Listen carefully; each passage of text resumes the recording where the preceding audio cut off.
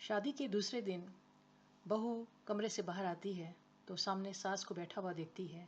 जैसे ही सास ने बहू को देखा, तुनक के बोली, हमारे घरों में देर तक सोने का रवाज नहीं है। ये सुनकर बहू वापस कमरे में चली गई। वापस आती है थोड़ी देर में, उसके हाथ में एक डायरी और एक छोटा सा लेदर बैग होता है। वो सास के करीब बैठती है और डायरी खोल के पढ़ना शुरू करती है। 12,57,000 का 42 इंच का स्मार्ट टीवी, बाई 52,000, 52,000 का फ्रीज़र, 13,000 की वॉशिंग मशीन, 11,000 का sofa, dining table and bed, 1,10,000 का mixer oven and other electronic appliances, 1,65,000 cash.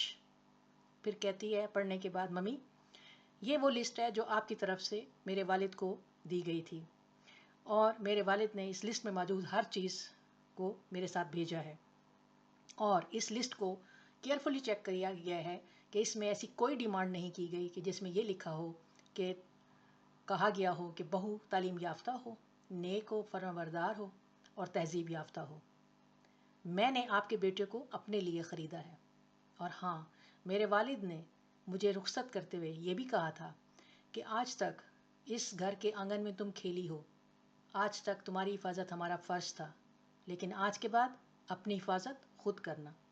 ये कहकर बहू ने, जो उसके पास एक छोटा सा लेदर बैग हाथ में था, उसकी तरफ हाथ बढ़ाया तो सास उससे क्यूरियस होकर पूछती हैं, इसमें क्या है? बहू ने आहिस्ता से स्मॉल बैग जो उसके हाथ में था उसको खोला।